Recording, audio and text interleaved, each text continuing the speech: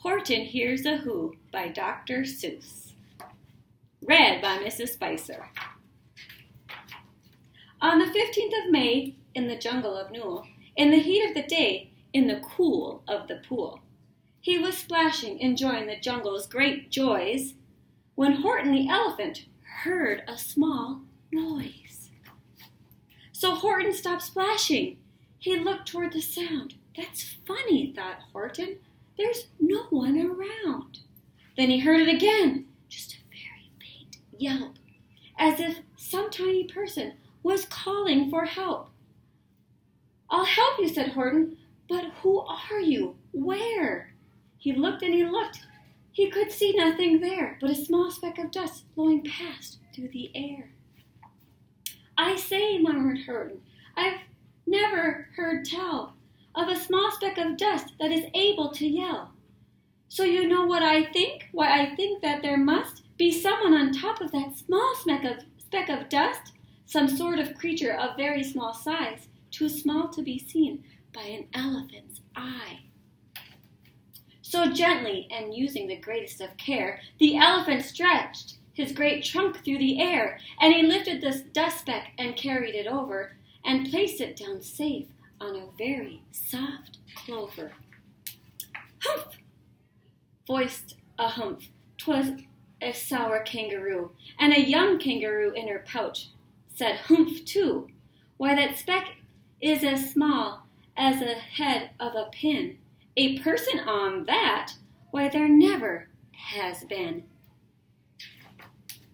Believe me, said Horton, I tell you sincerely, my ears are quite keen, and I heard them quite clearly. I know there's a person down there, and what's more, quite likely there's two, even three, even four. Quite likely a family, for all that we know, a family with children just starting to grow. So please, Horton said, as a favor to me, try not to disturb them.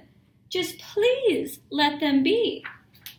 I think you're a fool, laughed that sour kangaroo. And the young kangaroo in her pouch said, me too. You're the biggest blame fool in the jungle of Newell. And the kangaroo plunged in the cool of the pool. What terrible splashing, the elephant frowned. I can't let my very small persons get drowned. I've got to protect them. I'm bigger than they. So he plunked up the clover and hustled away. Through the high jungle treetops, the news quickly spread. He talks to the dust speck. He's out of his head.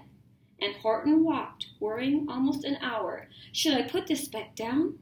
Horton thought with alarm.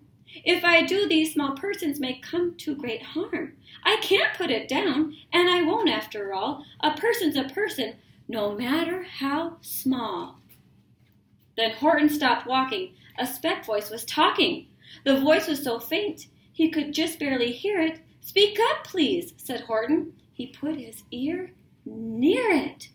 My friend, came the voice, you're a very fine friend. You've helped all us folks on this dust speck no end. You've saved all our houses, our ceilings and floors. You've saved all our churches and grocery stores. You mean, Horton gasped, you have buildings there too? Oh, yes, piped the voice. We most certainly do. I know, called the voice. I'm too small to be seen, but I'm mayor of a town that is friendly and clean. Our buildings to you would seem terribly small, but to us who aren't big, they are wonderfully tall. My town is called Whoville, for I am a Who, and Whos are all thankful and grateful to you. And Horton called back to the mayor of the town. You're safe now. Don't worry. I won't let you down. But just as he spoke to the mayor of the speck, 3 big jungle monkeys climbed up Horton's neck. The Wickersham brothers came shouting, what rot! This elephant's talking to Whos who are not. There aren't any Whos, and they don't have a mayor, and we're going to stop all this nonsense. So there. They snatched Horton's clover. They carried it off to a black-bottomed eagle named Vladikoff, a mighty strong eagle of every swift wing, and they said, "Will you kindly get off of this thing?" And before the poor elephant could even speak, that eagle flew off with a flower in his beak.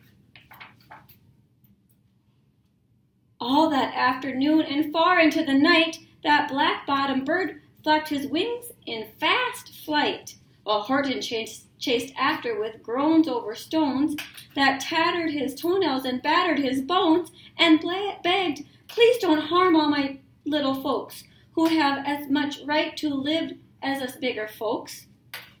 But far, far beyond him the eagle kept flapping, and over his shoulder called, "Quit your yapping. I'll fly the night through. I'm a bird, I don't mind it, and I'll hide this tomorrow while you'll never find it."